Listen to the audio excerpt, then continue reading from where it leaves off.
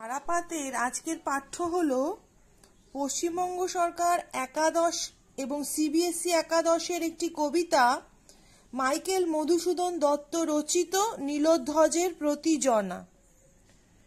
Michael Madhusudan Dutta রচিত এই কবিতাটি কবির বীরাঙ্গনা কাব্যের অন্তর্গত। এই কাব্যে মোট 11টি সম্পূর্ণ পত্র রয়েছে, পুরোটাই পত্রকাব্য, যার 11টা সম্পূর্ণ পত্র রয়েছে, যার মধ্যে সেই 11টা পত্রকাব্যের মধ্যে 11তম পত্রকাব্য হলো নীলোধ্বজের প্রতি জনা। এ প্রসঙ্গে একটি কথা আমার ছাত্রছাত্রী বন্ধুদের জানা প্রয়োজন যে সংস্কৃত ভাষায় যে কৃষ্ণদ্বৈপায়ন রচিত মূল মহাভারত রয়েছে তাতে কিন্তু জনা চরিত্রটি নেই। বাংলা ভাষায় কাশিরাম দাস রচিত মহাভারতের জৈমিনী ভারত থেকে গৃহীত উপাখ্যান অবলম্বনে মাইকেল মধুসূদন দত্ত জনা চরিত্রটিকে নাটকীয়ভাবে এই কবিতায় বা এই কাব্যে উপস্থাপন করেছেন। কবিতাটির পূর্বে কবিতাটির একটু প্রেক্ষাপট আমাদের জানা দরকার।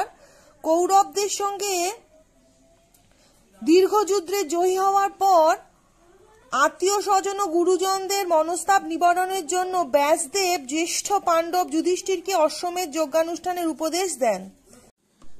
যুধিষ্ঠিরের অশ্বমেধ যজ্ঞাশ্ব যখন মাহেশ্বরী পুরীরাজ নীলোধ্বজের রাজ্যে প্রবেশ করে তখন নীলোধ্বজ পুত্র প্রবীর সেই যজ্ঞাশ্বকে আটকায়।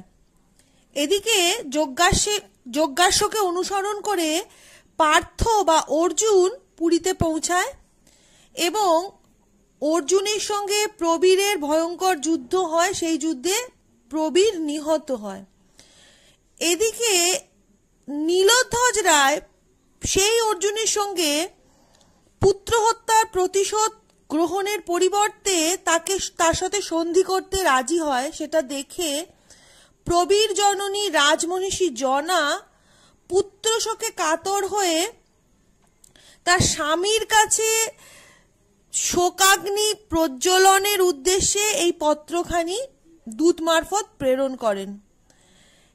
এই রাজসভার জনার এই স্বামীর প্রতি পত্রকাব্যটি প্রেরণের পরের ঘটনা হচ্ছে নীলোধ্বজের প্রতি জনা। এবার আমি কবিতাটা পড়ব এবং আমার ছাত্রছাত্রী বন্ধুদের আমি বোঝানোর চেষ্টা করব। বাজিছে রাজতরণে রণবাদ্য আজি, রেশে অশ্ব গর্জে গজ, উড়িছে আকাশে রাজকেতু। বলছে বাজিছে রাজতরণে রণবাদ্য। জনা দেখছেন যে রাজতরণে মানে রাজবাড়ির দরজায় রণবাদ্য বাজছে, ঘোড়া, রেশে অশ্ব মানে ঘোড়া ডাকছে, গজ মানে হাতি গর্জন করছে, আকাশে রাজ পতাকা উঠছে, মুহুর্মুহু হুঙ্কারিছে মাতি, রণমদে রাজসৈন্য। বারবার মুহুমুহু মানে বারবার বারবার রাজসৈন্য যুদ্ধে যাওয়ার জন্য হুঙ্কার দিচ্ছে। কিন্তু কোন হেতু? জনা ভাবছেন কিন্তু কেন? হেতু মানে কেন? সাজিছ কি নররাজ যুঝিতে সদলে প্রবীর পুত্রের মৃত্যু প্রতিবিধিত শীতে। জনা নীলোধ্বজকে বলছেন, মানে মনে মনে বলছেন যে রাজা কি যুদ্ধের জন্য তৈরি হচ্ছেন তার পুত্রের মৃত্যুর প্রতিশোধ নেওয়ার জন্য। নিবাইতে শোকাগ্নি ফাল্গুনীর লোহে, ফাল্গুনী মানে অর্জুন। তিনি বলছেন যে তাহলে কি তার যে শোক, সেই শোকের আগুন নেভানোর জন্য কি পুরীরাজ মাহেশ্বরী নীলোধ্বজ কি যুদ্ধের জন্য প্রস্তুত হচ্ছেন? এই তো সাজে তোমারে ক্ষত্রমণি তুমি মহাবাহু। এবার জনা বলছেন যে এটাই রাজার ধর্ম। শোক তো সবার জন্য, কিন্তু রাজা শোকের ঊর্ধ্বে। ক্ষত্রিয় ধর্ম হচ্ছে এটাই, মহাবাহু মানে মহাবীরের এটাই ধর্ম যে শত্রুকে যৎপরনাস্তি নিধন করা। যাও বেগে গজরাজ যথা, যৌম দণ্ড সম শুণ্ড আশফালি নিনাদে। এবার তিনি তার স্বামীকে বলছেন যে গজরাজের মতো তুমি যাও, যৌম দণ্ড হাতে নিয়ে শুণ্ড আশফালি নিনাদে। শুণ্ড মানে সুর, আশফালি মানে আস্ফালন করা বা নাড়ানো, নিনাদ মানে শব্দ, অর্থাৎ গজরাজের মতো সুর আস্ফালন করে তুমি যৌম দণ্ড হাতে নিয়ে প্রবীর হত্যাকারী অর্জুনকে নিধন করে এসো। টুটো কিরিটির গর্ব আজি রণস্থলে। টুটো মানে শেষ করো, কিরিটি মানে হচ্ছে অর্জুন। অর্জুনের যত গর্ব অহংকারকে তুমি রণস্থলে শেষ করে দাও। খণ্ড মুন্ড তার আনো শূল দণ্ড শিরে, তার কাটা মুন্ডু, খণ্ড মুন্ড মানে তার কাটা মুন্ডু, অর্থাৎ অর্জুনের কাটা মুন্ডু নিয়ে এসো তোমার শূলদণ্ডের মাথায় শিরে। অন্যায় সমরে মূঢ় নাসিল বালকে নাশ মহেশ্বাস তারে। বলছে অন্যায় যুদ্ধ করে অর্জুন তার বালক পুত্র প্রবীরকে শেষ করেছে, নাশ করেছে। মহেশ্বাস তারে ভুলিব এ জ্বালা, এ বিষম জ্বালা দে ভুলিব সত্তরে। তাকে তুমি শেষ করো। এই যে পুত্র নিধনের যে জ্বালা, যে কষ্ট, যে অন্তরের বেদনা, সেই জ্বালাটাকে আমি খুব তাড়াতাড়ি তাহলে ভুলে যাব। জন্মে মৃত্যু বিধাতার এ বিধি জগতে, ক্ষত্রকুল রত্ন পুত্র প্রবীর সুমতি, সম্মুখ সমরে পড়ি গেছে স্বর্গধামে। কি কাজ বিলাপে প্রভু পালো মহিপাল, ক্ষত্র ধর্ম ক্ষত্র কর্ম সাধো ভুজ বলে। বলছে জন্ম মৃত্যু বিধাতার দান, বিধাতাই স্থির করে পাঠিয়েছেন এই পৃথিবীতে কে থাকবে আর কে চলে যাবে। তো এইটা নিয়ে আমাদের সাধারণ মানুষের কিছু করার নেই, কিন্তু ক্ষত্রকুলের যিনি রত্ন ছিলেন অর্থাৎ বীরপুত্র প্রবীর, সে সম্মুখ সমরে পড়ে মারা গেছে, স্বর্গধামে গেছে, তাই তার জন্য বিলাপ করাটা নিষ্প্রয়োজন। কিন্তু তুমি তোমার নিজের যে ক্ষত্রিয় ধর্ম, ক্ষত্রিয়ের যে কাজ, সেই কাজটা তুমি পালন করো। সাধো মানে পালন করো, ভুজ বলে মানে বাহু বলে। হায় পাগলিনী জনা তব সভা মাঝে নাচিছে নর্তকী আজি, গায়ক গাইছে উথলিছে বিনাধ্বনি। এবার তাকে এসে তার এক সখী বা তার এক সেবিকা খবর দিয়েছে যে তুমি শুধু শুধু এইসব প্রলাপ বিলাপ করছো, আসলে তোমার রাজসভার সভা মাঝে নর্তকী নাচছে, গায়ক গান গাইছে, আর বীণার ধ্বনি শোনা যাচ্ছে। তব সিংহাসনে বসিছে পুত্রহা রিপু মিত্রোত্তম এবে। বলছে তোমার সিংহাসনে রাজার পাশে বসে আছে তোমারই পুত্রের হত্যাকারী, পুত্রহা রিপু, রিপু মানে শত্রু, পুত্র হত্যাকারী রিপু মিত্রোত্তম এবে মানে মিত্র সেজে, সর্বশ্রেষ্ঠ মিত্র রূপে তোমার সিংহাসনে সে বিরাজ করছে। সেবিছ যতনে তুমি অতিথি রতনে, এবং তাকে এই পুত্র হত্যাকারী অর্জুনকে তাকে অতিথি নারায়ণ হিসেবে সেবা করা হচ্ছে। কি লজ্জা, দুঃখের কথা হায় কব কারে। এবার জনা বলছে এটা ভীষণ লজ্জার বিষয়, এই দুঃখের কথা আমি কাকে বলবো। হতজ্ঞান আজি কি হে পুত্রের বিহনে, মাহেশ্বরী পুরীশ্বর নীলোধ্বজ রথী। এবার জনা ভাবছেন যে যোগ্য পুত্রের নিধনে, বিহনে মানে নিধনে, মাহেশ্বরী পুরীরাজ নীলোধ্বজ কি পাগল হয়ে গেছেন, হতজ্ঞান হয়ে গেছেন, বুদ্ধিহীন হয়ে পড়েছেন। যে দারুণ বিধি রাজা আধারিলা আজি রাজ্য, হরি পুত্র ধনে হরিলা কি তুমি জ্ঞান তব। বলছে বিধাতা যে আমার পুরী রাজ্যকে অন্ধকার করে দিল, যে পুত্র আমার সবচেয়ে গর্বের ছিল সেই পুত্রকে হরণ করলো, সেই বিধাতাই কি তোমার জ্ঞান বুদ্ধিকেও হরণ করে নিল। না তা না হলে কহ মোরে কেন এ পাষণ্ড, পাণ্ডুরথী পার্থ তব পুরে অতিথি। বলছে তা না হলে তুমি বলো কি করে এই পাষণ্ড পাণ্ডু রথী মানে পাণ্ডু কুলের যে রথী অর্থাৎ যারা যুদ্ধ করে, সেই পার্থ কি করে তোমার অতিথি হয়। কেমনে তুমি হায় মিত্র ভাবে পরশ সে কর, যাহা প্রবীরের লোহে লোহিত।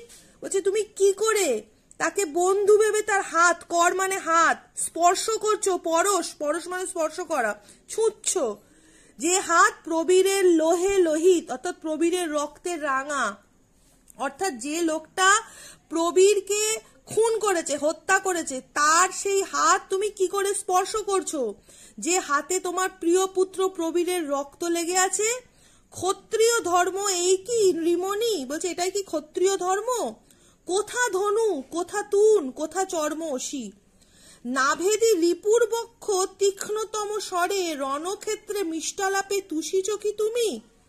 বলছে কোথায় তোমার ধনু, কোথায় তোমার বাণ, কোথায় তোমার অসি।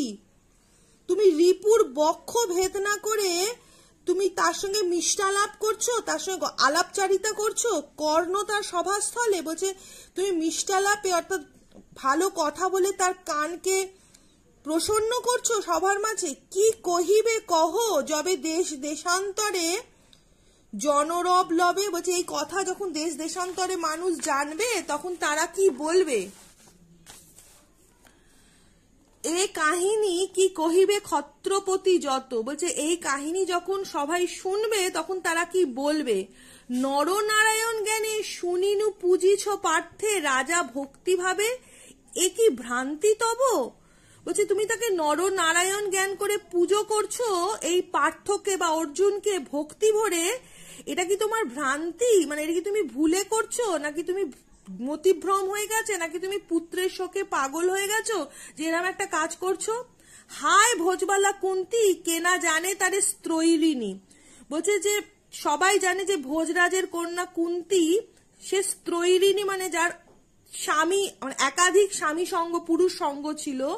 তনয় তার জারজ অর্জুনে কি লজ্জা, কি গুণে তুমি পুজো রাজরথী নরনারায়ণ জ্ঞানে। বলছে তারই ছেলে হচ্ছে অর্জুন, জারজ অর্থাৎ যার পিতার পরিচয় নেই, তাকে তুমি কিভাবে নরনারায়ণ জ্ঞানে পুজো করছো রে। দারুণ বিধি, এ কি লীলা খেলা তোর, বুঝিব কেমনে। এবার তিনি বিধাতাকে বলছেন, ঈশ্বরকে বলছেন যে এটা কি তোমার লীলা খেলা, কি করে বুঝবো। একমাত্র পুত্র দিয়া নীলি পুনঃ তারে অকালে। একটি মাত্র পুত্র সন্তান ছিল আমাদের, যাকে তুমি অকালে অর্থাৎ বিধাতাকে বলছেন যে অকালে নিয়ে নিলে। আছিল মান তাও কি নাসিলি। বলছে মান ছিল, সম্মান ছিল, সেটাও কি নিয়ে নিলে। নরনারায়ণ পার্থ কুলোটা যে নারী বেশ্যা, গর্ভে তার কি হে জনমিলা আসি ঋষিকেশ। বলছে নরনারায়ণ পার্থ অর্থাৎ অর্জুন নররূপে নারায়ণ, কুলোটা যে নারী, যে নারীর একাধিক পুরুষ সঙ্গ রয়েছে, যাকে তিনি বেশ্যা বলছেন, তার গর্ভে কি নারায়ণের ঋষিকেশের জন্ম হতে পারে। কোন শাস্ত্রে কোন বেদে লেখে কি পুরাণে এ কাহিনী। বলছে কোন শাস্ত্র কোন বেদে কোন পুরাণে লেখা আছে এই কাহিনী। দৈপায়ন ঋষি পাণ্ডব কীর্তন গান গায়েন সতত, সত্যবতী সুত ব্যাস বিখ্যাত জগতে, ধীবর জননী পিতা ব্রাহ্মণ করিলা কামকেলি লয় কোলে, ভাতৃবধূদ্বয় ধর্মমতী। কি দেখিয়া বুঝাও দাসীরে গ্রাহ্য করো তার কথা, কুলাচার্য তিনি কুকুলের। এরপর তিনি বলেছেন যে তবে যদি অবতীর্ণ ভবে প্রার্থরূপে পীতাম্বর, কোথা পদ্মালয়া ইন্দিরা দ্রৌপদী বুঝি।